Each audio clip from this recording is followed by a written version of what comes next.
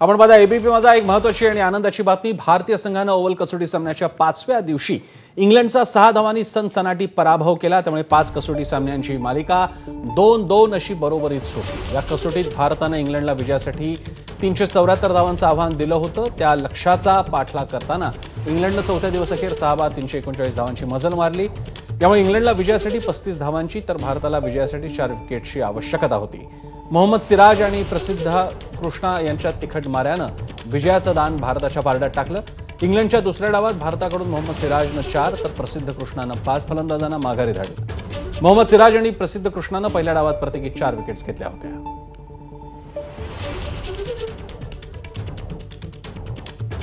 मोहम्मद आणि कृष्णाच्या या एकत्रित कामगिरीमुळे भारतानं मालिकेत 2-2 अशी बरोबरी साधलेली आहे। ओव्हल कसोटीत भारतीय संघाचा सनसनाटी विजय।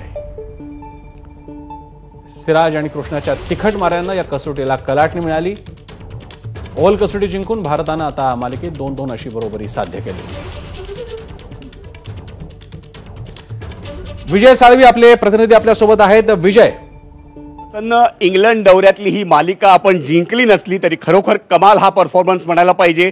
रोहित शर्मा रिटायर झालाय, विराट कोहली रिटायर झालाय, अश्विन आता आपल्या सोबत नाहीये आणि अशा परिस्थितीत भारतीय संघ इंग्लंड दौऱ्यावर गेला होता। अगदी नौका संघ होता। बुमराह ज्याला दुखापतींचं सत्र त्याच्या मागे लागलंय तो नेमक्या कसोटी खेळणार होता आणि त्या पार्श्वभूमीवर भारतानं इंग्लंडमध्ये 2-2 असं बरोबरीत रोखलंय। खरोखरच कमाल आहे आणि आजचा हा 5वा दिवस अतिशय रंगतदार वळणावर, नाट्यमय वळणावर ही कसोटी होती। इंग्लंडला विजयासाठी हव्या होत्या 35 धावा, केवळ 35 धावा। त्यांचे चांगले फलंदाज मैदानात होते आणि भारताला 4 विकेट्स घेण्याची गरज होती। मोहम्मद सिराज आणि प्रसिद्ध कृष्णा पहिल्या डावात दोघांनी 4-4 विकेट्स घेतल्या होत्या आणि आता दुसऱ्या डावात पुन्हा एकदा मोहम्मद सिराजनं 5, प्रसिद्ध कृष्णानं 4, दोघांनी मिळून 9 विकेट्स घेतल्या आहेत आणि ही कसोटी भारताला जिंकून देण्यात सगळ्यात मोलाचा वाटा कोणाचा असेल? अर्थात फलंदाज हे मॅच बनवतात आणि गोलंदाज मॅच जिंकून देत असतात, त्यामुळे या गोलंदाजांचा मुख्य वाटा आहे। पण त्यात आणखी एक कमाल जर म्हणायची तर भारतीय संघ पहिल्या डावात केवळ 224 धावांमध्ये गारद झाला होता। 23 धावांचाच लीड इंग्लंडला मिळू शकला आणि त्यानंतर दुसऱ्या डावात भारतानं जे केलं ते खरोखरच कमाल होतं। यशस्वी जयस्वाल असेल, आकाशदीप असेल, या दोघांनी तिसऱ्या विकेटसाठी 107 धावांची भागीदारी केली। आकाशदीप नाईट वॉचमन म्हणून आला होता आणि त्यानंतर जगामध्ये अनेक असे मीम्स निघालेत की आकाशदीपला नाईट वॉचमन म्हणून जर पाठवलं तर जग सुरक्षित राहील। त्या आकाशदीपनं खरोखर कमाल केली। यशस्वी जयस्वालनं शतक झळकावलं। रवींद्र जडेजा असेल, जुरेल असेल, वॉशिंग्टन सुंदर असेल, यांनी खाली तळाला चांगली फलंदाजी केली आणि या सगळ्यांचं जर फळ काय असेल तर भारतानं ओव्हल कसोटी जिंकली आहे आणि 5 कसोटी सामन्यांची ही मालिका 2-2 अशी बरोबरीत सुटली आहे। खरोखरच कमाल म्हणायला पाहिजे। प्रसन्न विजय, खास करून सिराज आणि कृष्णाच्या खेळाबद्दल काय सांगशील? मोहम्मद सिराज आणि प्रसिद्ध कृष्णा, प्रसन्न, जर 224 धावात तुझा संघ ऑल आउट होतो त्यामुळे काय करावं हे खरं कर्णधाराला सुचत नसेल। आणि अशा वेळी जेव्हा 2 सहकारी दोन वेगवान गोलंदाज मदतीला धावून येतात, इंग्लंडला केवळ पहिल्या डावात 23 धावांची आघाडी मिळवून दिली। इंग्लंडमध्ये खेळतंय, साऱ्या गोष्टी त्यांना अनुकूल अशा आहेत आणि अशा परिस्थितीत इंग्लंडला पहिल्या डावात केवळ 23 धावांची आघाडी मिळवून देणं हे पहिलं काम आहे मोहम्मद सिराज आणि त्याबरोबर प्रसिद्ध कृष्णाचं। आणि त्यानंतर जेव्हा भारतानं इंग्लंडला विजयासाठी 374 धावांचं आव्हान दिलं होतं, इंग्लंडनं काल दिवस अखेर 6 बाद 339 धावांची मजल मारली होती, केवळ 35 धावा होत्या आणि पुन्हा एकदा तेच मोहम्मद सिराज आणि प्रसिद्ध कृष्णा हे भारतीय संघाच्या शुभमन गिलच्या मदतीला धावून आले। त्या दोघांनी मिळून 9 विकेट्स काढल्या आहेत आणि खऱ्या अर्थानं भारताला ही कसोटी जिंकून देण्यात जर कोणी मोलाची भूमिका बजावली असेल तर ती अर्थातच मोहम्मद सिराज आणि प्रसिद्ध कृष्णा, ज्यांचा वारंवार प्रसन्न तू उल्लेख करतोय। हो विजय, या कसोटीमध्ये आपण ज्या प्रकारे सामना हा बरोबरीत सोडवतो आहोत, 2-2 आता सध्याची स्थिती आहे, यानंतर कशा प्रकारे बघशील आता दोन्ही संघांचं एकमेकांच्या सोबतची तुलना?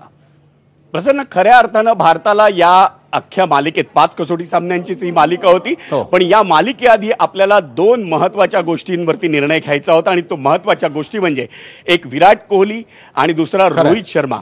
हे दोघं कसोटी क्रिकेटमधनं निवृत्त झाले. त्यामुळे भारताच्या नव्या फळीच्या, नव्या दमाच्या फलंदाजांना, नव्या दमाच्या गोलंदाजांना या कसोटी मालिकेत खऱ्या अर्थानं कामगिरी करून दाखवावी लागणार होती. याचं कारण जसप्रीत बुमराह याच्या पाठीशी सतत दुखणं लागलंय. त्यामुळे वर्कलोड ज्याला म्हटलं जातं तो सांभाळण्यासाठी त्याच्यावरती केवळ 3च कसोटी सामन्यांचं दडपण टाकण्यात येणार होतं. 2 कसोटी सामने त्याला विश्रांती देण्यात येणार होती. आणि अशा परिस्थितीत इंग्लंडच्या वातावरणात जर समोरच्या टीमच्या 20 विकेट्स काढायच्या आहेत तर अशा वेळी तुमच्या हाताशी जसप्रीत बुमराह सारखा गोलंदाज असणं आवश्यक असतं. पण जसप्रीत बुमराह केवळ 3 कसोटी सामने खेळूनही मोहम्मद सिराजनं या अख्ख्या मालिकेत कमाल केली, प्रसिद्ध कृष्णानं कमाल केली आणि ओव्हल कसोटीत तर त्या दोघांनी मिळून एकानं 9 आणि एकानं 8 विकेट्स काढल्यात. 20 पैकी 17 विकेट्स जर हे 2च गोलंदाज काढून देत असतील तर खरोखर ही कसोटी सुवर्णाक्षरात जर लिहायची असेल तर ती त्या दोघांच्या, यशस्वी जयस्वालच्या आणि आकाशदीपच्या नावानं लिहावी लागेल. भारताला एक नव्या दमाचा कर्णधार मिळालाय जो अवघ्या वयाच्या 25व्या वर्षी कर्णधार झाला. शुभमन गिल विषयी प्रश्नचिन्ह होतं. पण मला वाटतं टायगर पटोडी यांच्यानंतर कुणाच्या डोक्यावर अशी अचानक कर्णधार पदाची जबाबदारी टाकली असेल तर तो शुभमन गिल होता. टायगर पटोडी हे वयाच्या केवळ 21व्या-22व्या वर्षी अचानक कर्णधार झाले होते. त्याच पद्धतीने शुभमन गिल झाला. तो शुभमन गिल काय करणार असा अनेकांना प्रश्न होता. पण त्यानं इंग्लंड दौऱ्यात इंग्लंड विरुद्धची मालिका 2-2 अशी बरोबरी सोडवून आपल्या कर्णधार पदाचं देखील तेज या दौऱ्यात दाखवून दिलं, या मालिकेत दाखवून दिलं. प्रसन्न विजय, यापुढे सुद्धा काही महत्वाचे सामने आता आंतरराष्ट्रीय सामन्याला भारतीय टीम इंडिया सामोरी जाणार आहे. या अशा विजयानं इंग्लंडच्या मातृभूमीमध्ये त्यांना धूळ चारणं सोपी गोष्ट नाहीये. या आगामी सामन्यांच्या अनुषंगाने हा वाढलेला आत्मविश्वास आगामी कसोटी मालिका असतील किंवा आगामी येणारा आशिया कप असेल त्या दृष्टीने नक्कीच भारतीय संघाचं मनोबल उंचावलं असं म्हटलं तर वावगं ठरणार नाही. कारण आता 2020 देखील आपल्याला रोहित शर्मा, विराट कोहली या दोघांच्या अनुपस्थितीत खेळायचे आणि यंदाचा आशिया चषक जो आहे तो अर्थातच ते दोघं 2020मधनं, रवींद्र जाडेजा 2020मधनं हे निवृत्त झाले असल्यामुळे ते दोघं आपल्यासोबत नसणार. सूर्यकुमार यादवच्या नेतृत्वाखाली आपण त्या आशिया चषकात उतरणार आहे आणि अशा वेळी इंग्लंड दौऱ्यात कसोटी मालिका बरोबरीत सोडवल्यानं अर्थातच भारताचं आशिया चषकासाठीचं देखील मनोबल उंचावलेलं असणार यात शंका नाही. प्रसन्न, नक्कीच. धन्यवाद विजय, तुम्ही दिलेल्या या सविस्तर माहितीबद्दल. आणि यानंतर पाहूयात बातम्यांचं अर्धशतक.